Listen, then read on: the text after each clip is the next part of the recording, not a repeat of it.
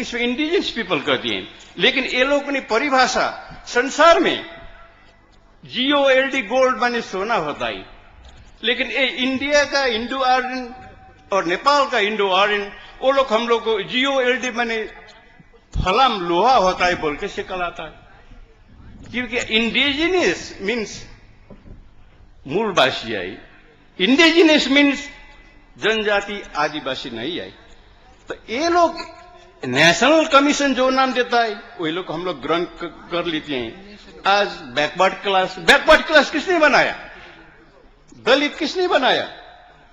हम लोग सर्वभरा थे, हम लोग इस जमीन का मालिक थे, हम लोग सर्वहारा था, वो लोग ने सर्वहारा बना दिया। और वो सर्वहारा को नाता देते हैं ब्राह्मण क्षेत्रीय लोग, हिंदू आर्यन लोग पार्टी से, और वही हम लोग ग्रहण कर लेती हैं। और सर्वहारा से वो लोग फिर सर्वहारा बन जाता है, वो हम लोग और सर्वहारा बना लेती हैं। इसलिए आदिवासी, हम लोग आदिवासी नहीं है। आदिवासी मीन्स माइग्रेटेड पीपल, कहीं से आए हुए, बाहर से आए हुए है।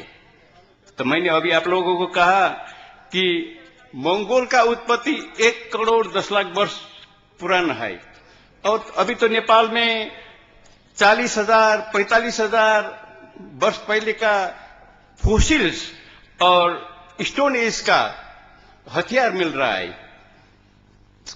तो ये लोग ने हम लोगों को, तुम लोग शेड्यूल कास्ट हो गया, शेड्यूल ट्राइब हो गया, बैकवर्ड क्लास, तो हम लोग ग्रहण कर लेते हैं। क्यों ग्रहण करेंगे? इसीलिए हम लोग को पहले पॉलिटिकल पावर, पॉलिटिकल कॉन्शियसनेस होना चाहिए। तो यहां नेपाल में और भारत में 2 धर्म का लड़ाई है। एक हिंदूवाद, हिंदू धर्म नहीं है। संसार में 3 ही धर्म है। एक बुद्ध धर्म जो अम्बेडकर ने ग्रहण भी कर लिया आखिरी में, और एक क्राइस्ट, लेकिन सबसे पुराना धर्म बुद्ध धर्म है। उसका 500 वर्ष पीछे क्राइस्ट धर्म फैला शुरू हुआ। उसका बाद में मोहम्मद ने शुरू किया, जिसको हम लोग कभी इस्लाम धर्म कहते हैं। हिंदू धर्म नहीं है, ये तो बाद है। तो हिंदूवाद इंडिया में कैसा शुरू हुआ? तो आप लोगों को, बहुत लोगों को तो पता भी होगा।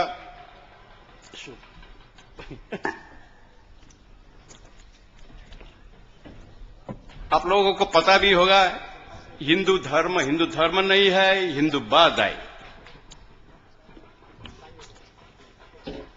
तो हिंदूवाद को हिंदू धर्म किसने बनाया, कब बनाया, कहां बनाया?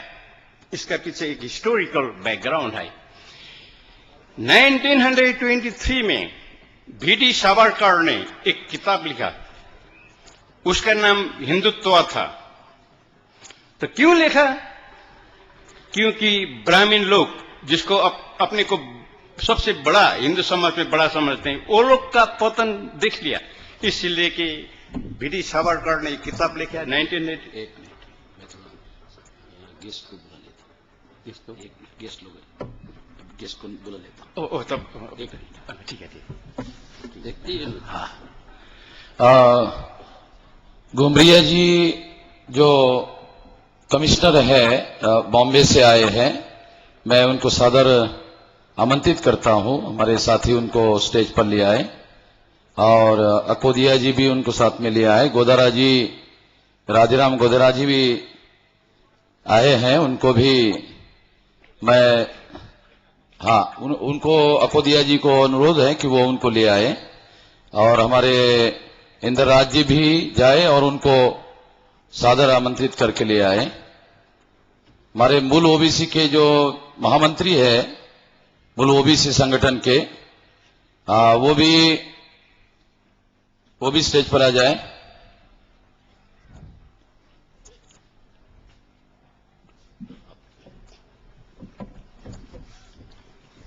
तो VD सावरकर ने 1923 में जो किताब लिखा हिंदुत्व, उसका 2 वर्ष पीछे 1925 में कुछ ब्राह्मण लोग, हम लोग नेपाल में बाहुन कहते हैं, बाहुन लोग का एक कमेटी गठन किया। वो भी नागपुर में किया। तो बम्बे था, दिल्ली था, कलकत्ता था।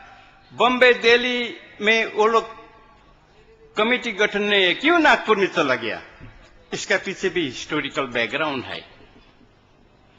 तो उसका बाद 1925 में ये लोग ने किया कि अब हम हिंदुत्व को, ब्राह्मण लोगों को सबसे ऊपर कैसा रखें।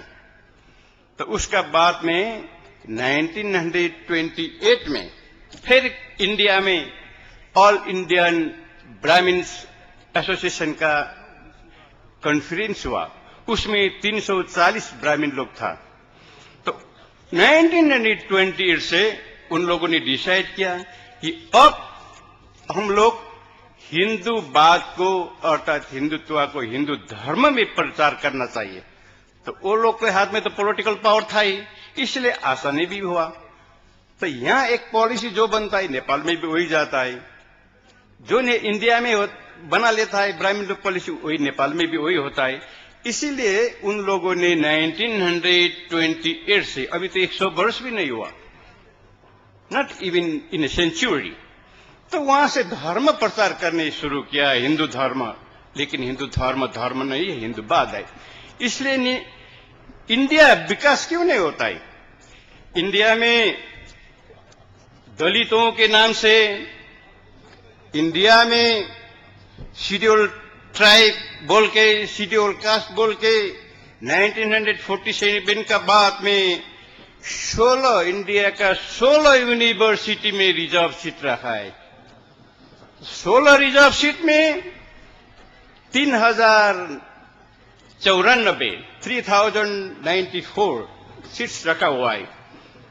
लेकिन अभी तक सीट 296 सीट्स फुलअप किया, क्योंकि वो लोग डेलिबरेटली जानबूझ के हम लोगों का, यहाँ का मूल निवासी को उत्थान नहीं देखना चाहता है।